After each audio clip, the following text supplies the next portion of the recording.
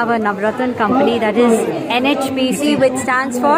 So right now the Navy, National Hydroelectric Power Corporation. Okay, so that's what it is. So here is how what is known as a pump storage electronic scheme. Electric scheme. Electric scheme. Hydroelectric scheme. Can you explain that to me in English? Yeah. So in this scheme we will have two reservoirs. One is the upper reservoir. That's the upper reservoir. Okay.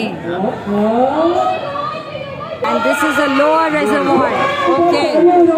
So when we need the electricity, we will flow the water from the upper reservoir to the lower reservoir, and that machine will convert the potential energy of the water into electrical energy. Okay. And we get the electricity through these switchyards to our consumers, go to the consumers.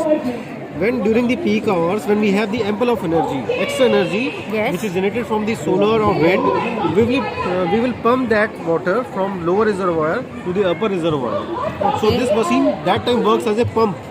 So that time the same machine, Means works as a pump machines. the powerhouse or the Yeah. generator machines. Yeah. So this machine Yeah. will works as a pump storage. Pump. Now it's working as a pump. Pump. Okay. So it will pump the water from here to the upper reservoir. Okay. And then they will send it back to the When we require the energy. when you require the energy. Very well made model, I'm sure. Very good. So he was the one who explained the whole thing to me. Thank you. So well, that's what I'm going to read from here, what he explained. It involves two water reservoirs at different levels.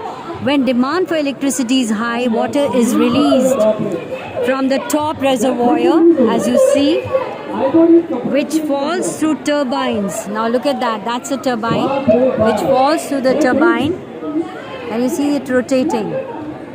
Yeah. To produce electricity. During the lean periods of electricity demand, say at night, water is pumped from the lower reservoir to the top reservoir by turning the turbines in reverse to work as pumps. Now they work as pumps now, thereby making the system ready once again for producing electricity at demand. Now what are the advantages?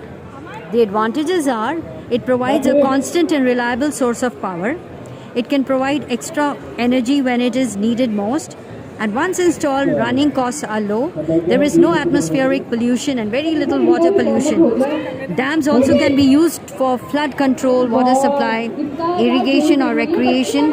Pump storage schemes have little visual impact.